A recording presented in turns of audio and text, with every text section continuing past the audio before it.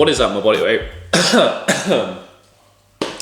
Choking, Steph. What is up, my bodyweight warriors, and welcome back to Bodyweight Basics, episode 21 now. Here I've got some leftover lunch, some leftover chili con carne, which, by the way, I'll link the recipe that I make down in the description below. Asparagus, some mushrooms in there, and I've also got a little side of some nuts as well, macadamia and Brazil. One of the best and simplest lunches you can make is just making double the amount you want to eat at dinner the night before, and then you can always just heat it up the next day.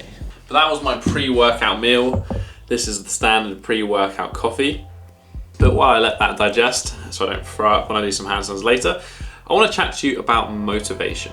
Motivation is something that I get asked about all the time, and I think it's actually quite an interesting topic in itself. But it's something that really frustrates me because there are so many motivational videos and stuff out there, and it's something that I actually really dislike. Yes, motivation can come from external sources, but really it has to happen inside. And I think the main reason that this ends up faltering or lessening is for one reason, and that is expectation. This fitness industry in general is all about how quickly can I achieve results and how little effort can I put in to achieve them, which, to be fair, I think that's a good basis, and that's ultimately what everyone is striving for, achieving things quickly and achieving them with minimal effort. That's just being efficient with your training.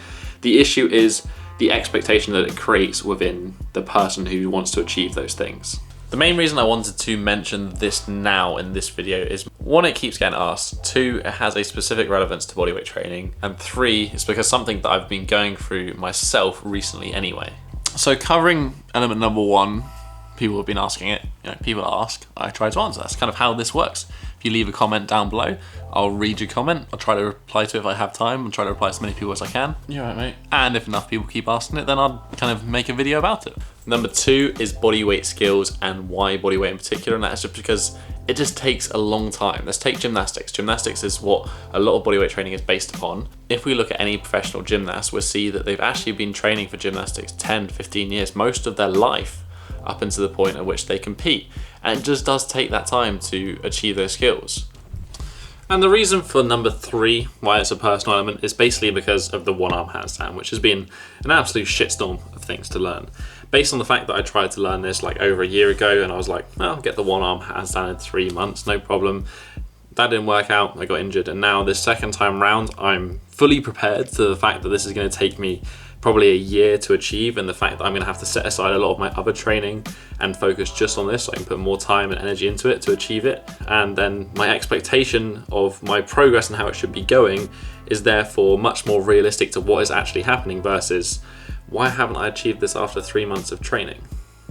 But I guess to kind of bring this back around, I just want to mention what kind of motivates me. Number one is I enjoy it. That's the easiest way to stay motivated to do something. If you enjoy doing it, it's not a task, it's not a chore, you just kind of... And number two is just have a realistic expectation of how long things would take. Just because it took somebody else 3 months to achieve a straddle planche doesn't mean that it's going to take you 3 months to do it. It may take you 6, it may take you 12, it may take you 18. Just understand that given enough time, enough focus, consistency of your training, you probably will end up getting there. You've just kind of really got to embrace the suck and stick to it and really just smash it. I'd love to hear your take on it. What makes you feel motivated to train? I'm probably talking to the wrong audience here because you're watching these videos because you really like bodyweight training and you're really motivated to do it. So I'm just interested in what you guys personally do. Also, it's currently 5 o'clock. I still need to go train. We're gonna do some handstands. We're gonna do some upper body session. And because the British sunshine is no longer here, we've had our summer, our 3 days of it, means I'm gonna have to go to the gym and train. So there will be a full commentary session.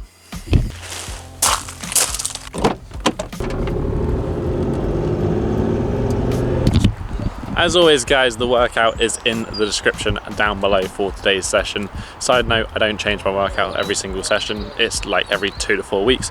It's just the way things have been working out recently.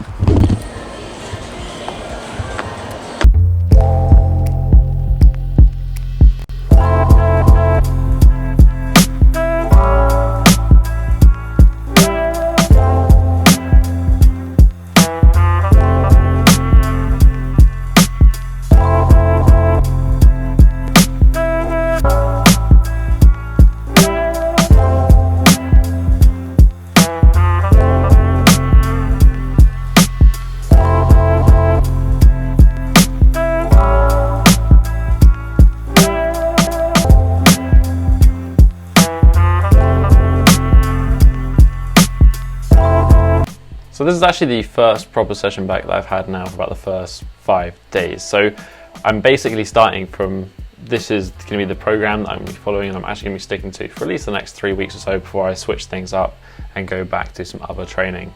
Handstands weren't feeling the best today. I could kind of just tell that balance was a little bit off, but it wasn't that bad considering I haven't done it for about a week. Here's just some standard kind of clips. As I said, I can't share my handstand training because it's designed by Ulrich, not designed by myself, but essentially just doing some press work, a lot of press work to get the strong shoulders, and spending a hell of a lot of time on these, which are fingertip support holds. Something that's improved a lot during this time, but just something that I know I'm gonna have to spend so much more time and get more and more comfortable with as this progresses. My left arm still sucks. My right arm is less bad, but still needs some work. And that's the one thing with the one-arm handstand, just get comfortable with the fingertip support. Into the main workout, I was working again, single rep handstand push-ups like the previous workout, except I was absolutely smashed off 10 sets of singles last time, partly because I also had to film the rest of the handstand push-up tutorial. So today I settled for 6 sets of singles.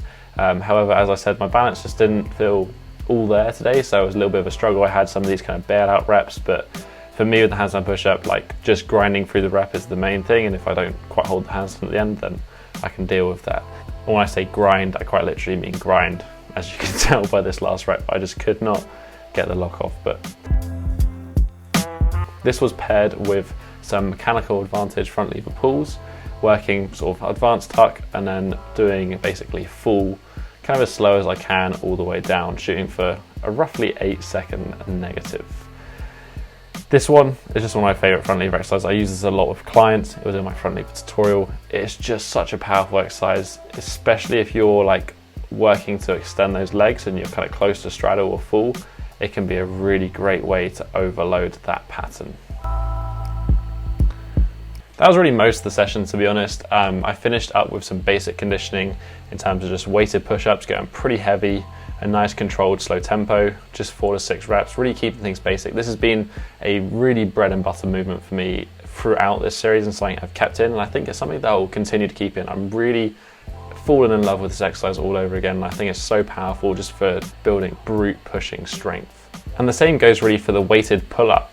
Again, it's been a bread and butter movement throughout this series, and it's something I keep coming back to, and I know it has so much transfer over to muscle up, pull up, front lever. Like it just builds a good base and it transfers over to a wide variance. So again, heavy reps, loading up and just working through the pattern.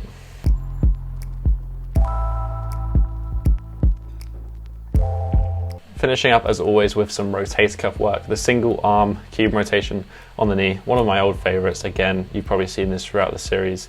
I switch back and forth between exercises partly because I'm experimenting, I'm trying new things out, I'm testing different methods that I like to then use with people. I'd always come back to the good ones, such as these, such as the weighted pull-ups, the weighted push-ups. They always are a staple. And finally, we could not forget the arms, just some neutral grip bicep curls. Again, slow tempo, time under tension to build that muscle.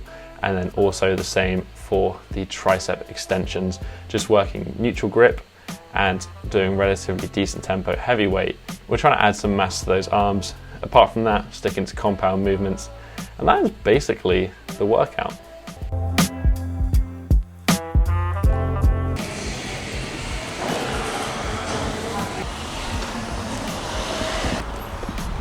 Pretty good session. I brought my own protein shake and just got them to blend it up as a little cheap way to save a bit of money and time.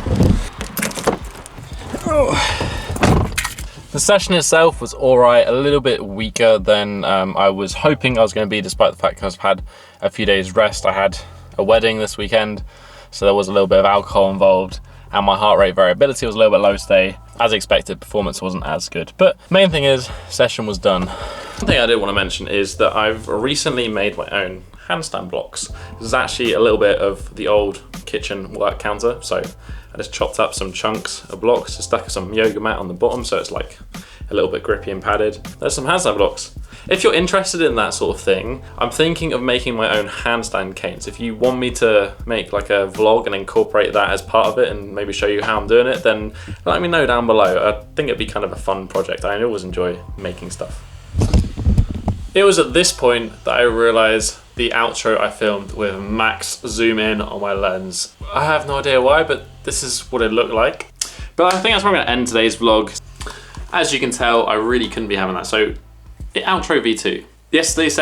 Today's session, in terms of the vlog, wasn't the best of sessions, but that is fine. That sometimes happens. You can't peak perform all the time. You're gonna have those fatigue, you're gonna have other things as you're training and getting better. The key is you're gonna show up and you do the session, or if your heart rate variability is low, if you're feeling really fatigued, then you maybe adjust the session, you do less sets, you make it easier, or perhaps you just take a rest day and allow that super compensation to happen and for you to get better and stronger.